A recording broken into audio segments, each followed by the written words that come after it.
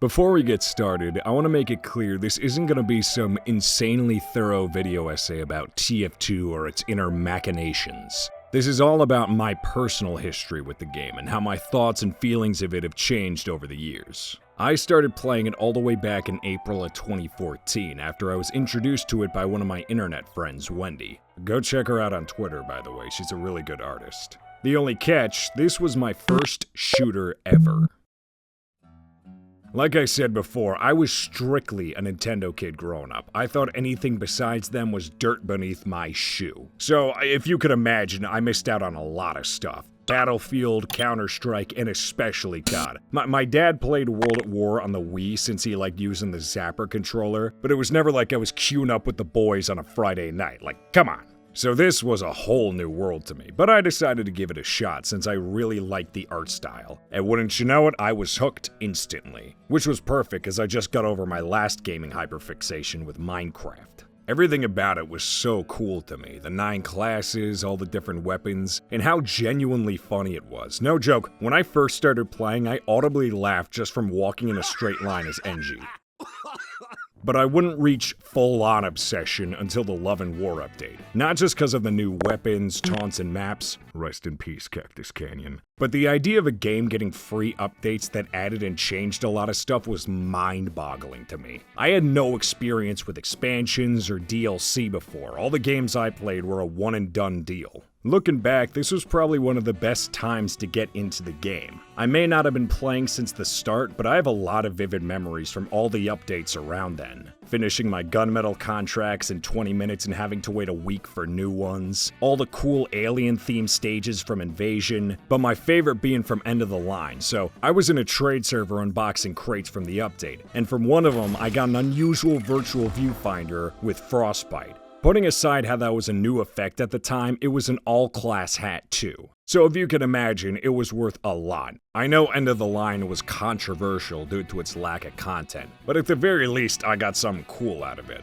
This was definitely when I was most into the game. I spent hours a day grinding, decked out my classes with cool hats and rare items. TF2 was no longer just a hobby, it was now something I actually wanted to be good at. Not like being in high-open sixes tournaments or getting mad at people goofing off in pubs. But this was the first time I felt inclined to get better at a game, as I felt my enjoyment was tied to my skill level. So in my head, it was all or nothing for TF2, and for a while, it was the center of my universe. The weirdest thing is, despite how much I loved the game, I was never overt about it. Like, yeah, I played it with a bunch of my friends, but I was never super involved in TF2's community, which, if you know anything about the game, it has arguably one of the most passionate and dedicated fan bases for any game ever. Me, on the other hand, I just kept to myself. I wasn't embarrassed about liking the game. I think I was just so fixated on it, I forgot to share that passion with others. Like, I only followed a handful of creators, made the occasional community post, and before this, only made like one other video expressing my interest for the game.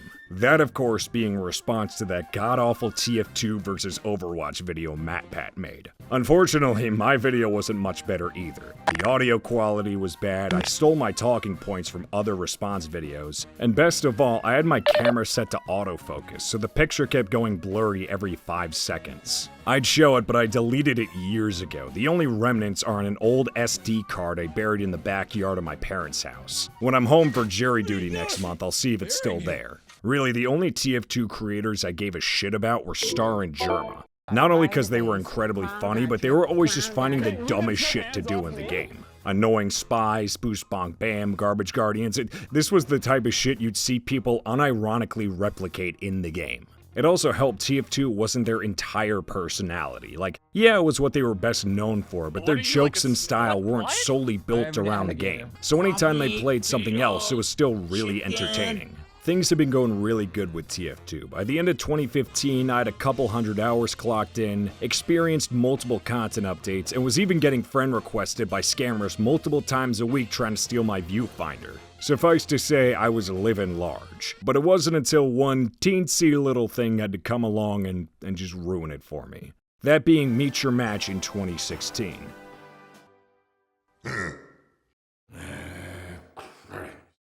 This is considered one of the most controversial updates in all of TF2. It wasn't lacking content like End of the Line. The problem was it had too much content. For those who don't know, Meet Your Match was Valve's way of bringing competitive matchmaking to TF2, something they'd been developing for years and were even consulting high-ranking comp players to make it as optimized as possible. The TF team is going to take a very big look at the way weapons are used and the way weapons are banned. So if something gets banned in 95% of all the lobbies they play, they're going to look at that and say, well, why is that? One part of this is that they really want to use it to get data to be able to rebalance items really well. That was a huge part. But it didn't just stop there. They also completely revamped quick play into casual mode. Instead of joining a random in-progress server with whoever, they'd now be unranked 12v12 matches with players in similar, strong emphasis on similar, skill levels. I can understand where Valve was coming from with this change, especially since another class-based shooter with a strong emphasis on competitive matchmaking was released around that time. But I feel with how much changed in such a short time, it alienated a lot of the fanbase, including me. Like, what was stopping Valve from having both quick play and casual mode? They'd have to readjust some stuff with the latter to make them more distinguishable, but they added so many needless rules to a mode that was perfectly fine the way it was. Or at least just better than what they gave us. And this is without mentioning the best part of the update. Nothing worked. Queue times were abysmal, servers would always crash, it was just a mess. And it's true, every update had its own jank either because of a bug or some oversight. But this was to a whole other level, it genuinely felt incomplete. I don't know if it was rushed because of said other class-based shooter, but for all the effort it seemed Valve was putting into matchmaking, it was really disappointing to see it suck so much ass. Hell, it still sucks ass 8 years later. As much as I wanted to like this new version of TF2, I just couldn't. It felt like a shadow of its former self.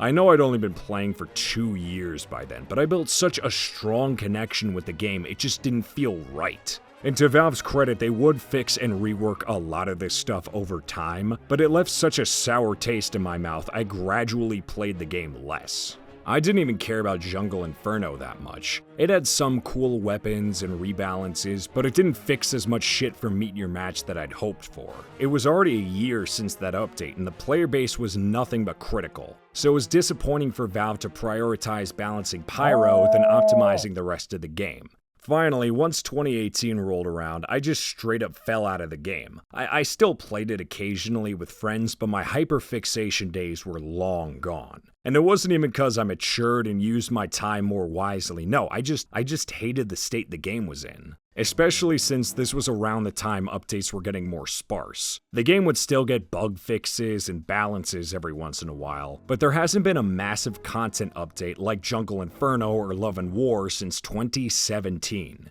And it's pretty sad a lot of players have never experienced a massive update before. It was always the most fun shit playing an update day one and abusing an overpowered weapon or a glitch that broke the whole map. Like remember when Borneo was added and you could win the match by throwing a weapon down the hole on last? That was hilarious. I tried out some other shooters at the time, like Counter-Strike and Rainbow Six, and they were fun in their own ways, but nothing really scratched my neurons like TF2. And I kinda realized I'm just not that big into shooters. Nothing against them, just growing up with Nintendo, I prefer games with a larger emphasis on movement and platforming. TF2 isn't a platformer, but pulling off a bunch of rocket jumps as Soldier reminded me of doing long jumps and recoveries in Mario 64. So I hadn't touched the game in months, and I didn't have any reasons to do so. But then out of nowhere, one of my friends invited me to do an expert tour of Man vs. Machine. Now I played my share of MVM, but it was only the 2 cities tour, which has always been the most popular since that's where you get killstreak kits and Australiums. I thought every other tour was a waste of time and money. Until I learned Australiums also drop from Expert and are even a little more common than in 2 cities. So I gave it a shot and had literally the most fun I'd had playing TF2 in a long time. There was a lot more freedom with Expert compared to 2 cities. I'm sure anyone who's played the game mode is more than familiar with the meta. How you can't play anything besides 6 designated classes, can't use specific weapons. There is some merit to this as these strategies do get really good results, but that just completely goes against the core foundation of MVM, experimenting with dumb shit. Unless you got a tour count in the triple digits, people aren't gonna let you go Money Spy or Syringe Medic or anything as Pyro in 2 cities because they just care way too much about the meta. Expert, on the other hand, is way more forgiving with experimentation. Legit, the strats I've seen are insane, and I'm glad people are generally more lenient with just doing whatever instead of swearing to the stale-ass meta. That's not saying you won't get the occasional Zero Tour Backburner Pyro, but as long as they're willing to listen to strats or callouts, people have no problem with keeping them on the team. It's okay to be an idiot, just not a stubborn idiot. Again, I know 2 cities is objectively more rewarding since you can make your money back with a good fabricator, but its missions go on for way too long. Like, I don't want to spend an afternoon doing 1 mission of Manhattan when I can do a full expert tour in an hour. But overall, expert mode did a lot of great things for me. I met a lot of cool people, got some Australians, and it straight up reignited my love for TF2 altogether. Because of how much stuff is in the game, it can be really easy to fall into a rut because you've gotten so familiarized with a set of maps, game modes, weapons, or classes. I suffered from this a lot, especially right before I quit in 2017. It was nothing but scout on a high tower for hours on end. And even though it was a great way to farm stranges, it got really boring really fast. So I took what I learned from Expert and applied it to the main game. I started playing on obscure maps like CTF Well, Pipeline, Cold Front, Special Delivery, used weapons I never equipped for more than 5 seconds, and started playing as all the classes instead of just the same 3. Legit, I consider myself a medic main these days, which is funny cause I thought he was the most boring class of all time. You literally couldn't pay me to play as him.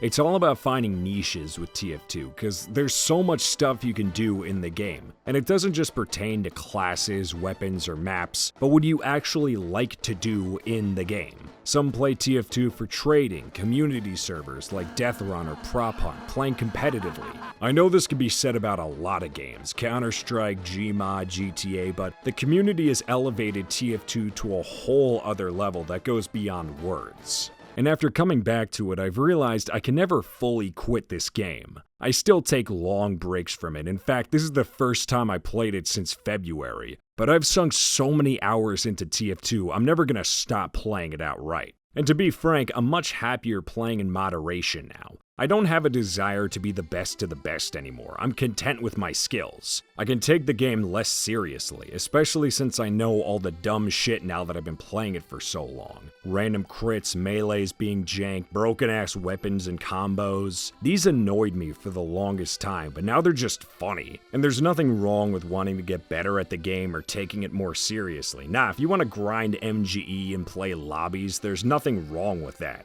All you need to remember is, it's just a game. I know that's the most corniest shit to say ever, but it's genuinely true. TF2 is utter chaos. The most unexplainable shit happens all the time, and it's completely out of your control. Legit, when I started working on this video, OBS crashed during a game where I burst out into laughter like 3 times. I was a little bummed, but realized for as long as this game exists, there will always be funny moments. Stuff like this isn't a rare once-in-a-lifetime glitch. No, it's baked into TF2's DNA. I hope you guys enjoyed this recollection, I guess you could say, for a game I care about a lot. Again, this wasn't supposed to be a super deep analysis or some cutting-edge, no-holds-back critique about a game that's almost old enough to vote. I just wanted to share some fond memories I've had over the last 10 years. If any of y'all have your own, I'd love to hear about them in the comments. And for those who've never played the game before, definitely give it a try. With the bot crisis being resolved, well, for the time being at least, now's a great time to start playing. No matter your style of gaming or interests, it's got a little something for everyone. Just please, for the love of God, set your FOV to 90 and enable mini view models. There's like a dozen settings you should change before playing, but at the very least do those 2. You'll thank me when you can actually see the game. But yeah, that's it. See ya!